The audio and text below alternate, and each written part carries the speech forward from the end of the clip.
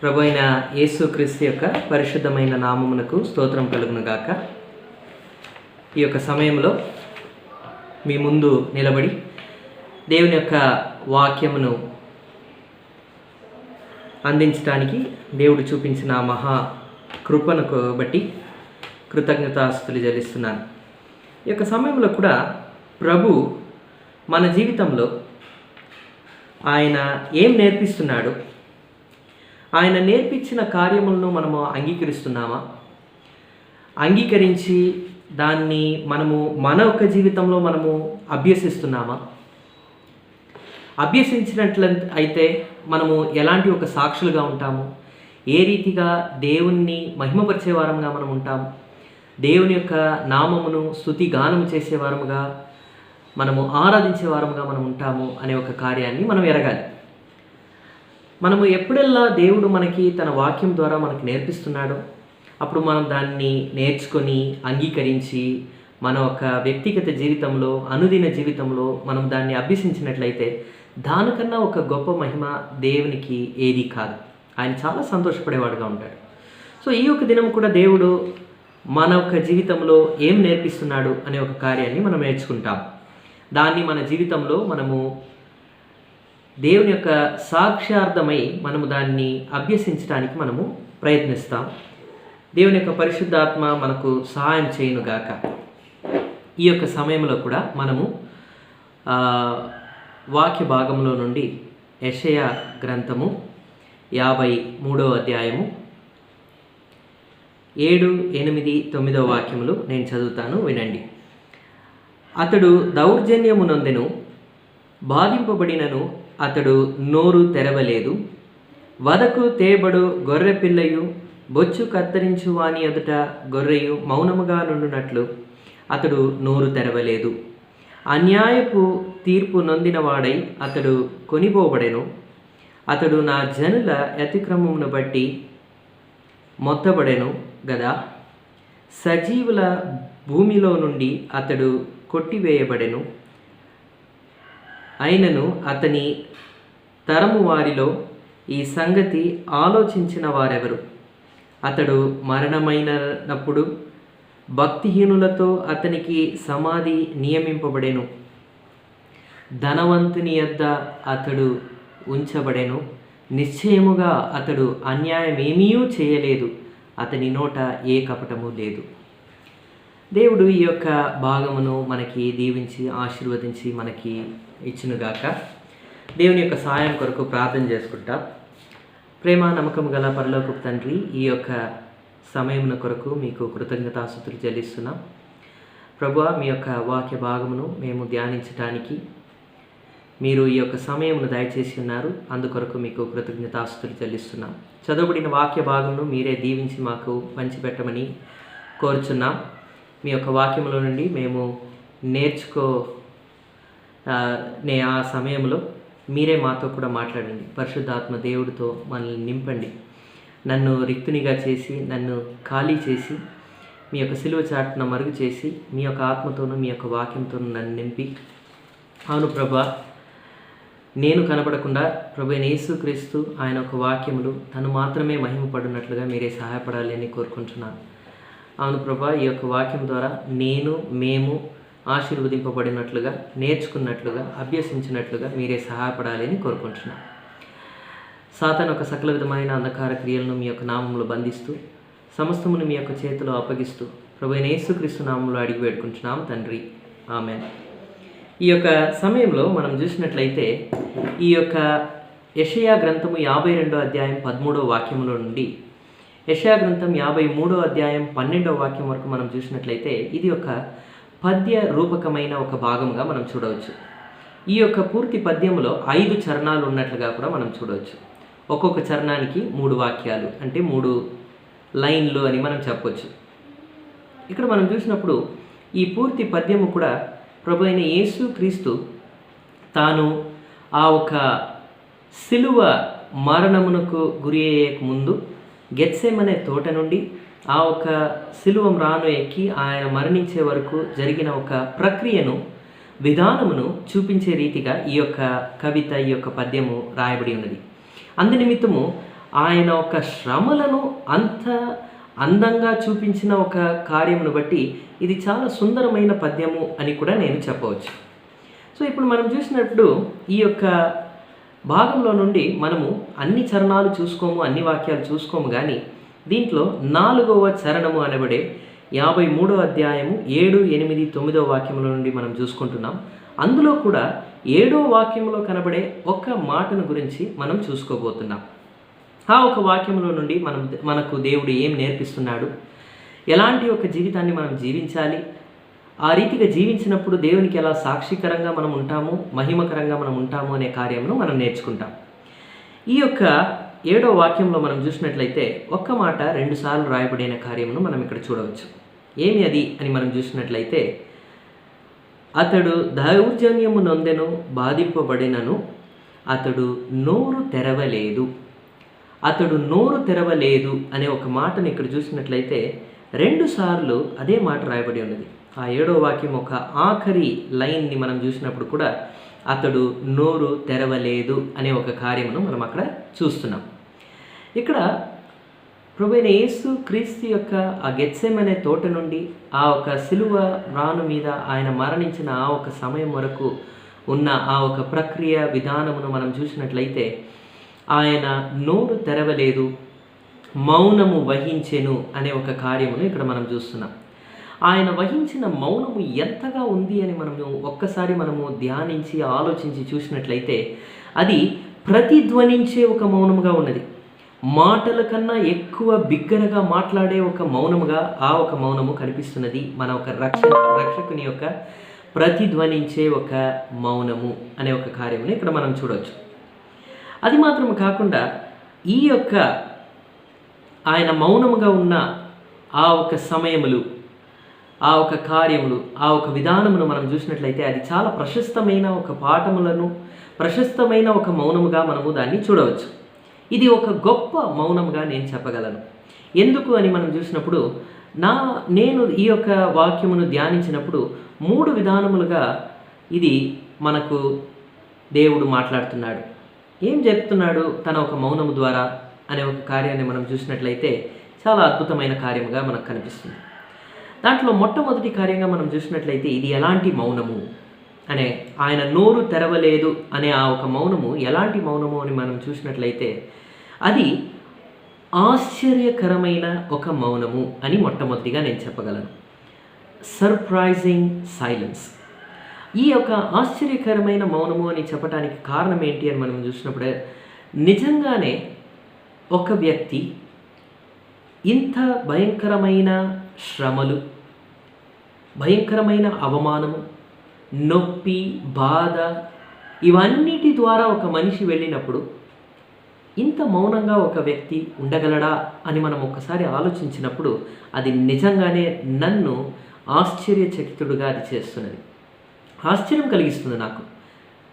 అది మాత్రం కాదు, తన్ను తాను రక్షించుకోవటానికి కానీ, తన్ను తాను నిందారహితుడుగా చూపించుకోవటానికి కానీ, తాను పాపం ఎరగనివాడు, పాపం చెయ్యనివాడు అని ఇతరులకు చూపించుకోవటానికి కానీ, ఆ సిలువ మ్రానుకు తగిన ఒక వ్యక్తి నేను కాదు అని చెప్పుకోవటానికి కానీ తాను నోరు తెరవలేదు.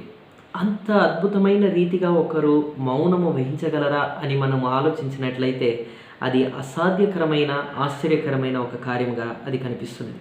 ఆయన ఎలాంటి ఒక స్ట్రాంగ్, ఒక బలమైన మాటలు ఆయన వాడనే లేదు, మౌనము వహించాడు అనే ఒక కార్యాన్ని ఇక్కడ చూస్తున్నాం. ఈ లోకంలో కూడా ఎంతోమందిని నేను చూసి ఉన్నాను నా జీవితంలో, కానీ ఎంతోమంది గురించి నేను చదివి ఉన్నాను, ఎన్నో మనుషుల గురించి. అయితే ఈ రీతిగా మౌనము వహించిన వారి గురించి నేను ఎప్పుడు చూడలేదు. అంత అద్భుతకరమైన, గొప్ప, ఆశ్చర్యపడే ఒక మౌనమును అతడు వహించాడు అనే ఒక కార్యాన్ని ఇక్కడ చూడగలుగుతున్నాను. అది మాత్రం కాదు, ఆయన ఒక మౌనము ఎంత గొప్పది, అది ఎంత ముఖ్యమైనది అనేదాన్ని రుజువు చేసే రీతిగా ఒకే వాక్యములో ఆ మాట 2 సార్లు రావటము అనేది మనం గమనించవలసిన ఒక కార్యం. చూడండి, 7వ వాక్యంలో మాత్రమే అతడు నోరు తెరవలేదు, అతడు నోరు తెరవలేదు అని 2 సార్లు వస్తుంది. అతడు మౌనము వహించాడు అనే ఒక కార్యాన్ని ఇక్కడ చూపిస్తున్నది. సో అది ఎంత ముఖ్యమైనది కాబట్టి అది 2 సార్లు చెప్పబడి ఉన్నది మనకి దాన్ని ఆ ఒక గ్రహింపులోనికి మనం రావాలి అనే కార్యానికి కొరకే అక్కడ రాయబడింది. నిజంగానే చెప్పాలంటే పిలాతుతో పాటు నేను కూడా ఆశ్చర్యపడుతున్నాను. ఎలాంటి మౌనమయ్యా ఇది అని నేను కూడా ఆశ్చర్యపడుతున్నాను. మత్తయి సువార్త 27వ అధ్యాయాన్ని మనం చూసినట్లయితే, మత్తయి సువార్త 27వ అధ్యాయం 13, 14 వాక్యాల్ని మనం చూసినట్లయితే, మత్తయి సువార్త 27, 13, 14.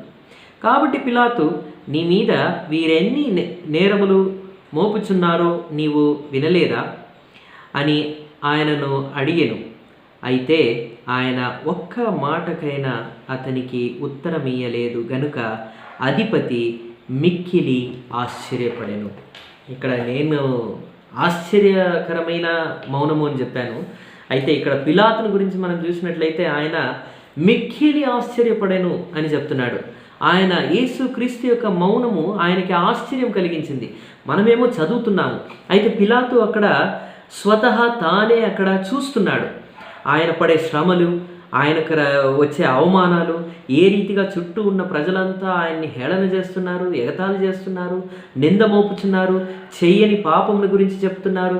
ఇవన్నీ చెప్పినప్పటికి కూడా ఆయన మౌనంగా ఉండేదాన్ని చూసి పిలాతు మిక్కిలి ఆశ్చర్యపడెను అనే ఒక కార్యంలో అక్కడ రాయబడింది.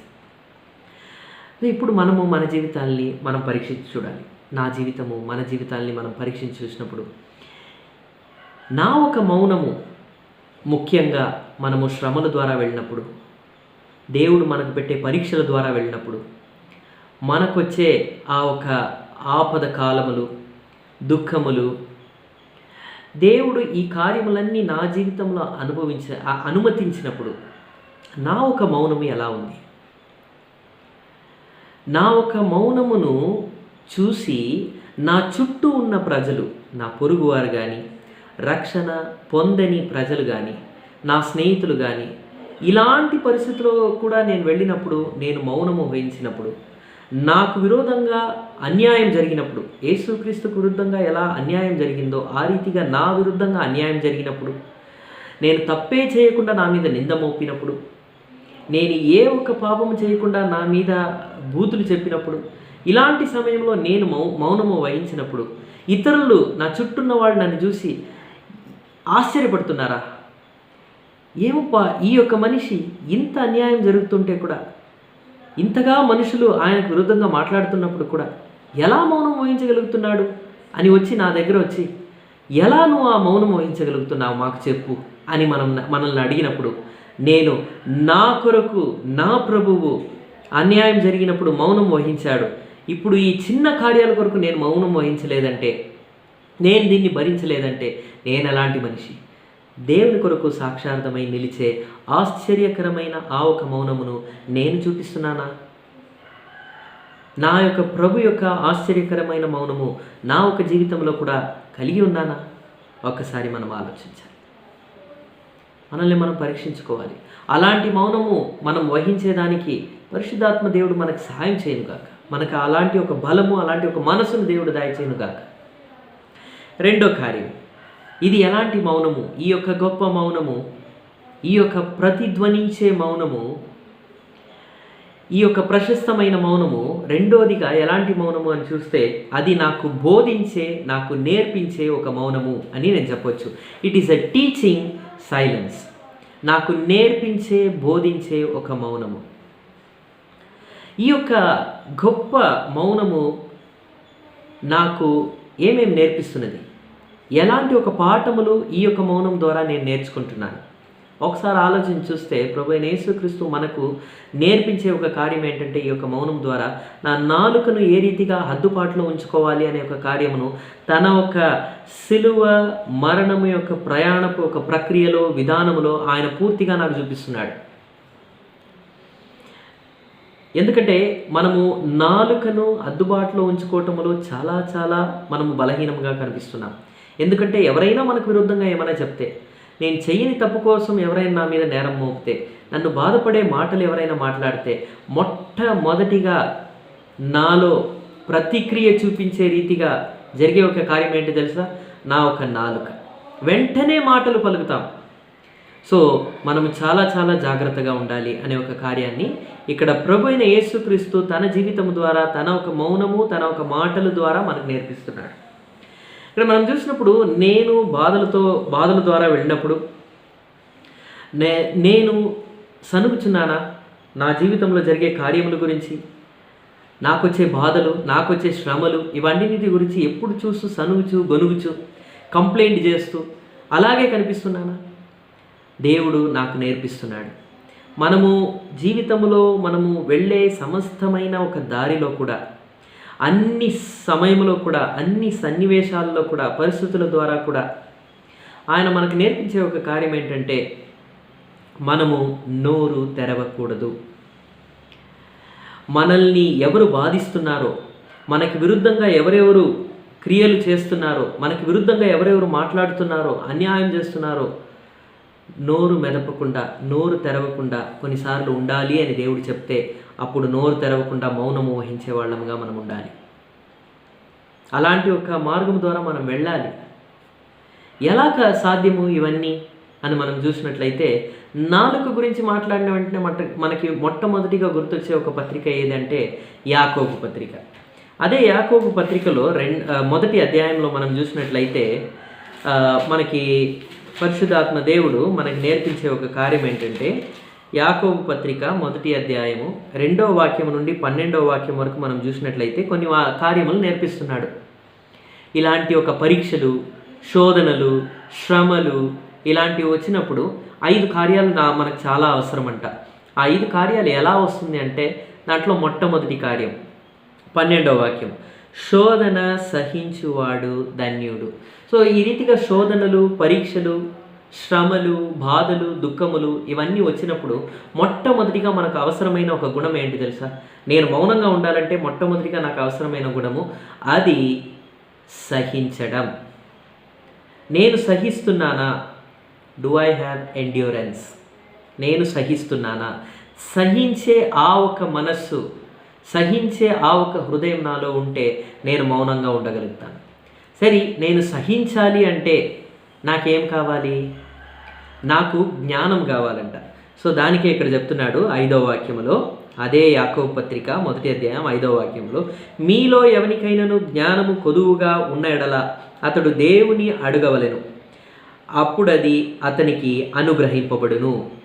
ఈ యొక్క పరీక్షలు, ఈ యొక్క శ్రమలు, ఈ యొక్క బాధలు ఇవన్నిటి నేను సహించాలంటే నాకు జ్ఞానం కావాలి. ఆ జ్ఞానం కావాలంటే నేను దేవుణ్ణి అడగాలి. ఆ జ్ఞానం మాత్రం నాకు వచ్చిందంటే ఎలా సహించగలను? ఏ కార్యాలు నన్ను సహించే రీతిగా అది చేస్తుంది అంటే 3 కార్యాలు చెప్తున్నాడు. దానికి ముందు వాక్యంలో ఉంది. 2, 3 వాక్యముల్లో మనం చూసినట్లయితే ఆ ఒక మాట రాయబడింది. ఏమిస్తుందంట? నేను ఎప్పుడు సహించేది నేర్చుకోవాలి అని దేవుణ్ణి ఆ ఒక జ్ఞానము నేను అడుగుతున్నానో అప్పుడు 3 కార్యాలు కలుగుతుందంట. ఆ ఒక శ్రమలు, ఆ ఒక పరీక్షలు, ఆ ఒక శోధనలు నాకు ఎలా ఉంటుందంట? అది మహా ఆనందమని ఎంచుకొనుడి.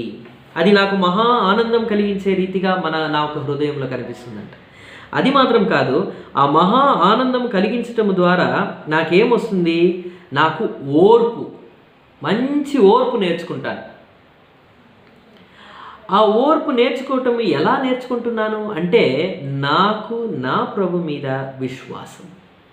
అదే అక్కడ రాయబడింది. మీ విశ్వాసమునకు కలుగు పరీక్ష ఓర్పును పుట్టించునని ఎరిగి. ఆ విశ్వాసం ద్వారా నాకు ఓర్పు కలుగుతుంది. ఆ ఓర్పు ఉంది కాబట్టి నాకు వచ్చే శ్రమలు, పరీక్షలు, అన్యాయపు మాటలు ఇవన్నీ కూడా నాకు మహా ఆనందం కలిగిస్తుంది. ఎలా? దేవుడు దానికి తగిన జ్ఞానం ఇస్తున్నాడు నాకు అవన్నిటిని సహించడానికి. అది మనము మర్చిపోకుండా నేర్చుకోవాలి. ఇవన్నిటిని నేను ఎప్పుడు నేర్చుకుంటానో అప్పుడు ఇలాంటి పరిస్థితుల్లో కూడా మౌనం ఎలా ఉండాలి, నాలుకను ఎలా కంట్రోల్లో ఉంచుకోవాలి, అందుబాటులో ఉంచుకోవాలి నేను నేర్చుకుంటాను. అది ఇక్కడ దేవుడు మనకి నేర్పిస్తున్నాడు తన ఒక జీవితం ద్వారా. మన ప్రభువైన యేసుక్రీస్తు చూడండి, ఆ ఒక గెత్సెమనే తోట నుండి తన ఒక మరణం వరకు తాను చూపించిన ఆ ఒక ప్రక్రియ అంతటిలో కూడా, విధానం అంతటిలో కూడా ఆయన మౌనముగా ఉంటే కూడా ఒకరికి లాభం వచ్చింది, ఆయన మాట్లాడితేనూ లాభం వస్తుంది. ఇది మనకు నేర్పిస్తున్నాడు. సో మనము కూడా నేర్చుకోవాలి ప్రభు దగ్గర నుంచి. ఆయన చూడండి మౌనంగా ఉన్నాడు కాబట్టి ఏం జరిగింది? ఆయన మౌనంగా ఉన్నాడు కాబట్టి బర్రబ్బా అనే ఆ ఒక ఖైదీకి విడుదల దొరికింది. ఆయన మాత్రము పిలాతు అడిగిన ప్రశ్నలకు ఉత్తరం ఇచ్చి ఉంటే బర్రబ్బా విడుదల అయ్యేవాడే కాదు. ఆయన తన పక్షంలో ఉండే న్యాయంను పిలాతు దగ్గర చెప్పింటే పిలాతు విడుదల చేసేవాడు. సో ఇక్కడ చూస్తే ఆయన మౌనము వహించాడు కాబట్టి బర్రబాకు రక్షణ దొరికింది, విడుదల దొరికింది. అలాంటి ఒక విడుదల అక్కడ ఆయన మౌనము కలిగించింది అని చూస్తున్నాం. అది మాత్రం కాదు, ఆయన నోరు తెరిచి మాట్లాడాడు. అప్పుడప్పుడు ఏదో ఒకటో రెండో మాటలు మాట్లాడాడు. అప్పుడు కూడా చూడండి ఎంత మంచి కార్యాలు జరిగింది. శిలువ మ్రాను మీద ఉన్నాడు, ఆయన నోరు తెరిచి 2 మాటలు మాట్లాడాడు. మరియని చూసి చెప్పాడు, ఇదో నీ కుమారుడు అని యోహాన్ని చూపించి చెప్పాడు. సో యేసుక్రీస్తు తాను మరణిస్తే కూడా తన తల్లి కోసం ఇంకొక కుమారుని ఏర్పాటు చేసి వెళ్తున్నాడు. ఆయన మౌనముగా ఉంటే కూడా ఒకరికి లాభము, ఆయన నోరు తెరిస్తే కూడా ఒకరికి లాభము. అదే రీతిగా యోహాన్ని చూసి చెప్తున్నాడు, చూడు నీకు ఒక తల్లి అని చెప్తున్నాడు. అదే రీతిగా చూడండి, ఆయన శిలువ మ్రాను మీద ఆయన మాట్లాడిన ఒక్క మాట ఏం జరిగింది? ఒక నేరస్తుడు, తనతో పాటు తన పక్కన సిలువ వేయబడి ఉన్న ఒక దొంగ, ఒక నేరస్తుడు రక్షణ పొందాడు. ఎంత అద్భుతమైన కార్యం! ఆయన మౌనంగా ఉంటేనూ లాభమే, ఆయన మాట్లాడితేనూ లాభమే. సో దీని ద్వారా మనకి ఏం నేర్పిస్తున్నాడంటే, నా నాలుకను ఎలా వాడాలి అనే ఒక కార్యాన్ని ఇక్కడ నేర్పిస్తున్నాడు. ఎప్పుడు దేవుడు నేను మౌనంగా ఉండాలి అనే ఒక చిత్తాన్ని చూపిస్తున్నాడో అప్పుడు మౌనంగా ఉండాలి. ఎప్పుడు దేవుడు ఎలా మాట్లాడాలి అని నేర్పించి ఇప్పుడు మాట్లాడవలసిన సమయము నేర్పిస్తున్నాడో అప్పుడు కరెక్ట్గా మాట్లాడాలి. సో ఇది దేవుడు నేర్పించే మౌనము, తాను బోధించే మౌనము ఇక్కడ మనకు చూపిస్తున్నాడు. సో నా జీవితంలో నేను పరీక్షించాలి, ప్రభువు తన చిత్తంలో నేను ఎప్పుడు మౌనంగా ఉండాలి అనుకుంటున్నాడో అప్పుడు నేను మౌనంగా ఉన్నానా? ప్రభువు తన చిత్తంలో ఎప్పుడు నేను మాట్లాడాలి అనుకుంటున్నాడో అప్పుడు నేను మాట్లాడుతున్నానా? లేకపోతే దానికి విరుద్ధంగా చేస్తున్నాను? ప్రభు ఎప్పుడు మౌనంగా ఉండాలి అంటున్నాడో అప్పుడు నేను చాలా వైరాగ్యంతో, కోపముతో రగులుకుంటూ నన్ను నేను నిరూపించుకోవాలి అని మాట్లాడుతున్నానా? లేకపోతే ఎప్పుడు దేవుడు మాట్లాడు అంటున్నాడో అప్పుడు నేను మౌనంగా ఉన్నానా? మనం ఆలోచించాలి, మనల్ని మనం పరీక్షించుకోవాలి. దేవుని యొక్క చిత్తాన్ని ఎరిగి ఎప్పుడు మౌనంగా ఉండాలి, ఎప్పుడు మాట్లాడాలనో అప్పుడు మాట్లాడాలి. మూడోదిగా, ఆఖరిదిగా దేవుడు మనకు నేర్పించే ఇంకొక కార్యం ఏంటి అని మనం చూసినట్లయితే, ఈ యొక్క గొప్ప ప్రశస్తమైన ప్రతిధ్వనించే మౌనము ఎలాంటి మౌనం అంటే అది నన్ను మిమ్మల్ని రక్షించే ఒక మౌనం. ఎలా రక్షిస్తుంది? నేను ఆలోచించాను, ప్రభువా నువ్వు మాత్రము మౌనముగా ఉండవలసిన చోట నువ్వు మాట్లాడి ఉండింటే నా రక్షణ కార్యమే జరిగిండేది కాదు కదా. రక్షణ అనేది నేను చూసిండేవాన్నే కాదు. సో ఇక్కడ ఆ ఒక రక్షణ కార్యము జరగాలంటే ఆయన నోరు తెరవకుండా ఉండాలి. దాన్ని మనం చాలా చక్కగా మనం ఎరగాలి. ఆయన మాత్రం నోరు తెరిచి ఉంటే ఎన్నో స్థలంలో మనం చూడవచ్చు. ఇప్పుడు చూడబోయే వాక్యముల్లో ఆయన ఆ ఒక స్థలంలో నోరు తెరిచి ఉంటే అక్కడే రక్షణ కార్యము, రక్షణ ప్రక్రియ అనేది ఆగిపోయి ఉండేది. మత్తయి సువార్త 26వ అధ్యాయము, మత్తయి సువార్త 26వ అధ్యాయము 52వ వాక్యములో 53వ వాక్యము అక్కడ ఉన్న పరిస్థితి నేను మొట్టమొదటిగా చెప్తాను. ఇక్కడ ప్రభు అయిన యేసుక్రీస్తుని అక్కడ రోమా సైనికులు వచ్చి పట్టుకొని పోతున్నారు. ఆ పట్టుకొని పోయే సమయంలో పేతురుకి కోపం తట్టుకోలేక, ఆహా నా ప్రభు అయిన యేసుక్రీస్తుని వాళ్ళు పట్టుకొని పోతున్నారు కదా అనేసి అతడు ఏం చేస్తున్నాడు, వెంటనే ఖడ్గము తీసి మల్కూస్ అనే ఆ ఒక సైనికుని యొక్క చెవి కత్తిరిస్తున్నాడు. అప్పుడు వెంటనే యేసుక్రీస్తు పేతురుని చూసి చెప్పే ఒక మాట ఇది. ఏంటి చెప్తున్నాడు? యేసు నీ కత్తి వరలో తిరిగి పెట్టుము, కత్తి పట్టుకొని వారందరూ కత్తి చేతనే నశింతురు. అంతటితో ఆపలేదు. అక్కడ ఒక మాట చెప్తున్నాడు పేతురు దగ్గర. సైనికుల దగ్గర కాదు, తండ్రి అయిన దేవుని దగ్గర కాదు, పేతురు దగ్గర చెప్తున్నాడు.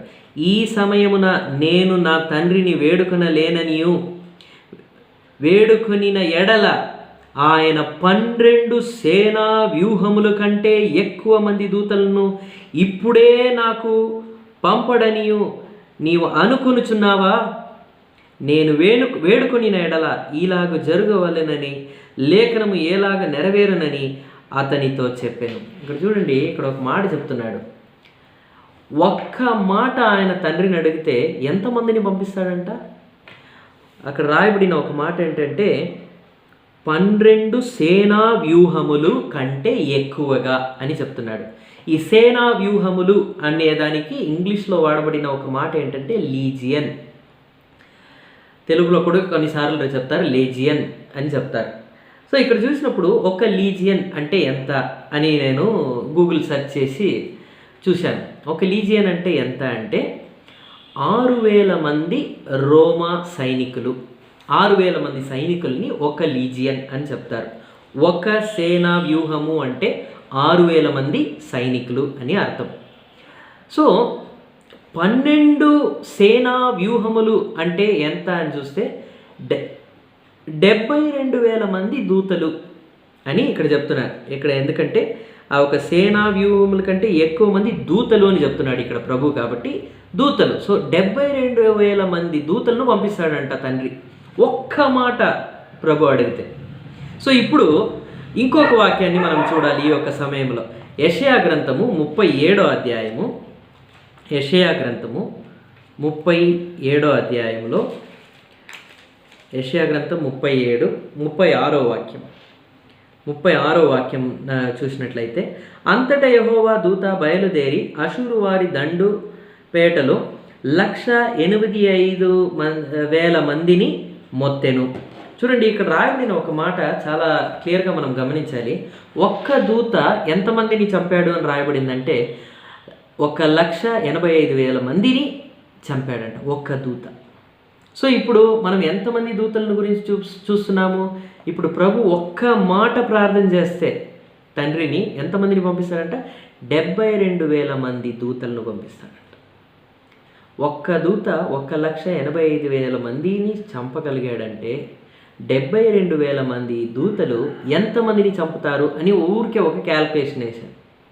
అప్రాక్సిమేట్లీ ఎంత తెలుసా?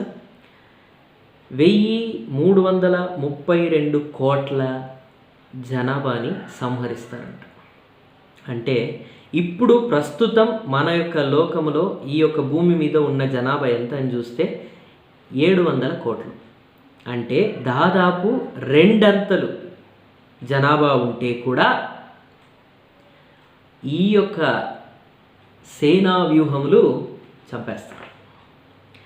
అంటే చూడండి, నేను దీని ద్వారా ఏం అర్థం చేసుకున్నానంటే, ఆయన ఒక్క మాట అక్కడ పేతురు దగ్గర చెప్పిన ఒక పవర్ చూడాలి మీరు. నేను ఒక్క మాట అడిగితే వస్తారు 72,000, 72,000 మంది దూతలు వస్తారు. ఈ లోకమేమి, ఈ లోకంలో ఉన్న ప్రజల్ని ఇంకొకసారి పుట్టి జన్మించి 700 కోట్లు అయితే కూడా వాళ్ళని కూడా సంహరించే అంతగా దూతలు పంపిస్తారు. వాట్ ఎ పవర్ ఆయన ఒక మాటకి. అందుకే మౌనం వహించాడు. అందుకే నేను రక్షింపబడ్డాను. ఆయన నోరు తెరిచి ఉండింటే, ఆయన మాత్రం తండ్రిని అడిగింటే నాకు రక్షణ కార్యం జరిగేదే కాదు. చూడండి, ఒకే ఒకసారి ఆయన నోరు తెరిచాడు పిలాతు ఎదుట. ఏం జరిగింది చూడండి. యోహాను సువార్త 19వ అధ్యాయము, యోహాను సువార్త 19వ అధ్యాయము 9వ వాక్యము. నీవెక్కడి నుండి వచ్చితివని యేసును అడిగెను. అయితే యేసు అతనికి ఏ ఉత్తరము ఇయ్యలేదు. ఎంతో ప్రయత్నించాడు పిలాతు, ఎలాగైనా ఇన్ని మాట్లాడించాలి అని. చాలా కష్టమైపోయింది. తర్వాత ఏం చేశాడు? కొంచెము బిగ్గరగా చెప్పడానికి ప్రారంభించాడు. ఏం చెప్పాడు? గనుక పిలాతు, నాతో మాట్లాడవా? నిన్ను విడుదల చేయుటకు నాకు అధికారం కలదనియు, నిన్ను సిలువ వేయుటకు నాకు అధికారం కలదనియు నీవెరగవా అని కొంచెం బిగ్గరగా అడిగాడు. అప్పుడు దేవుడు ఒక మాట అడిగాడు. బిగ్గరగా అడిగిన దానికోసం కాదు, ఆయన చెప్పిన మాట కోసం. ఏం చెప్పాడు? నాకు అధికారం ఉంది అని చెప్పాడు పిలాతు. అప్పుడు మాత్రం ఒకే ఒక మాట మాట్లాడుతున్నాడు యేసుక్రీస్తు. ఏం మాట్లాడుతున్నాడు? ఇక్కడ చూడండి. అని ఆయనతో నేను, అందుకు యేసు, పైనుండి నీకు ఇయ్యబడి ఉంటేనే తప్ప నా మీద నీకు ఏ అధికారమును ఉండదు. అందుచేత నన్ను నీకు అప్పగించిన వానికి ఎక్కువ పాపం కలదనెను. ఇది చాలా అద్భుతం. ఒకే ఒకసారి మాట్లాడాడండి పిలాతు దగ్గర. ఆ ఒకే ఒకసారి మాట్లాడిన దానికి పిలాతు మనసు ఏమైంది చూడండి ఇక్కడ. ఈ మాటలను బట్టి పిలాతు ఆయనను విడుదల చేయుటకు యత్నము చేసెను. Oh my God. ఒకే ఒక్కసారి అంతవరకు మౌనం వహించాడు. ఆయన అధికారం గురించి మాట్లాడేసరికి ఒక్కసారి దాన్ని క్లారిఫై చేయాలి అనేసరికి మాట్లాడాడు యేసుక్రీస్తు. మాట్లాడిన వెంటనే పిలాతు మనసు ఎలా కరిగిపోయిందంటే ఆయన మాట్లాడిన మాటలను బట్టి ఆయన విడుదల చేయాలనుకున్నాడంట. ఇంకా ఎక్కువగా మాట్లాడింటే ఏమైండేదో కదా. సో ఆయన ఒక మౌనము నన్ను రక్షించినది అనే ఒక కార్యాన్ని ఏ కారణానికి కూడా మనము మర్చిపోకూడదు. సో ఈ యొక్క రక్షణ ప్రక్రియలు అంతా మనం చూసినప్పుడు ఒక్కసారి ఆయన మాత్రం తండ్రి దగ్గర ప్రార్థించి ఉంటే, లేకపోతే ఇంకా ఎక్కువగా తనకు జరిగే అన్యాయాన్ని గురించి పిలాతు దగ్గర మాత్రం చెప్పి ఉంటే నా ఒక రక్షణ కార్యము జరిగేదే కాదు. అందుకే ఇది నన్ను రక్షించే ఒక మౌనం. చూడండి, ఆయన మాట్లాడింటే రక్షణ అక్కడ ఆగిపోయేది మాత్రం కాదు, మనుష్య జాతి అనేది భూమి మీద ఉండేదే కాదు. ఎందుకంటే అంతమంది ప్రజలు చనిపోయేవాళ్ళు. ఎందుకంటే 72,000 మంది దూతలు వస్తే ఏమయ్యేది ఈ లోకంలో ఉండే ప్రజలు. సో నన్ను మనుషుల్ని రక్షించిన ఒక మౌనము అని మనము ఎంతో గొప్పగా చెప్పుకోవచ్చు ఆయన ఒక మౌనము గురించి. ప్రతిధ్వనించే మాటల కన్నా ఎక్కువగా బిగ్గరగా మాట్లాడిన ఆ ఒక మౌనం ఈ యొక్క లోకములో చరిత్రను మార్చివేసిన ఆ ఒక మౌనం. ఇప్పుడు నన్ను నేను పరీక్షించి చూసుకోవాలి. ప్రభువా, నీ యొక్క మౌనము ద్వారా నాకు ఈ యొక్క రక్షణనిచ్చావు. నీ యొక్క మౌనము ద్వారా ఇచ్చిన ఈ యొక్క రక్షణ, నీ యొక్క గొప్ప మౌనము ద్వారా కలిగిన ఈ యొక్క రక్షణ, ఈ యొక్క రక్షణను నేను కాపాడుకుంటున్నానా? ప్రతిదినము నువ్వు వచ్చే దినము వరకు ఈ యొక్క రక్షణను నేను కాపాడుకుంటున్నానా? నేను ఒకసారి ఆలోచించాలి. లేకపోతే ఈ యొక్క రక్షణను చెడిపివేస్తున్నానా? సందేహిస్తున్నానా? రక్షణకి విరుద్ధమైన కార్యాలు నేను చేస్తున్నానా? ఒక్కసారి ఆలోచించాలి. ఇంకా చాలా ముఖ్యం, ఈ మౌనముగా ఉన్న దేవుణ్ణి గురించి, ఎందుకు అతడు మౌనంగా ఉండే అనే ఒక కార్యాన్ని గురించి ఈ లోకానికి నేను చెప్పాలి, సువార్తగా చెప్పాలి. నా ప్రభువు మౌనంగా ఉన్నాడు. ఆ మౌనంగా ఉండటానికి కారణం ఏంటి? ఆయన మౌనంగా ఉన్నాడు కాబట్టి నాకు రక్షణ కలిగింది, మీకు కూడా రక్షణ కలుగుతుంది అని ఎంతమందికి నేను చెప్పడానికి సిద్ధంగా ఉన్నాను? ఒకసారి ఆలోచించాలి. అది మాత్రం కాదు, ఆయన వహించిన ఆ ఒక మహిమ కొరకు నేను ఇప్పుడు మౌనంగా ఉండకూడదు. ఏం చేయాలి నేను? యెషయా 52:8 నుండి 10. ఆలకించుము, నీ కావలి వారు పలుకుచున్నారు, కూడుకొని బిగ్గరగా పాడుచున్నారు. యెహోవా సీయోనును మరలా రప్పించగా వారు కన్నులారా చూచుచున్నారు. యెరూషలేమునందు పాడై ఉన్న స్థలములారా ఉత్సాహించి ఏకముగా సంగీతగానము చేయుడి. యెహోవా తన జనులను అందరిచే ఆదరించును, యెరూషలేమును విమోచించెను. సమస్త జనములు కన్నుల ఎదుట యెహోవా తన పరిశుద్ధ బాహువును బయలుపరిచి ఉన్నాడు. భూదిగంత నివాసులందరూ మన దేవుని రక్షణ చూచెదరు. ఆయన రక్షణ ఇప్పుడు చూశాం. ఆశ్చర్యకరమైన తన మౌనం, నాకు బోధించి నాకు నేర్పించే మౌనం, నన్ను రక్షించిన మౌనం, అది ప్రశస్తమైన మౌనం, ప్రతిధ్వనించే మాటల కన్నా బిగ్గరగా మాట్లాడే ఒక మౌనం, గొప్ప మౌనం. ఈ గొప్ప మౌనమును గురించి నేను మౌనంగా ఉంటే ఎలా? దాని గురించి నేను పొగడాలి, దాని గురించి హెచ్చించి నేను మాట్లాడాలి. అలాంటి ఒక దేవుణ్ణి నేను ఆరాధించాలి.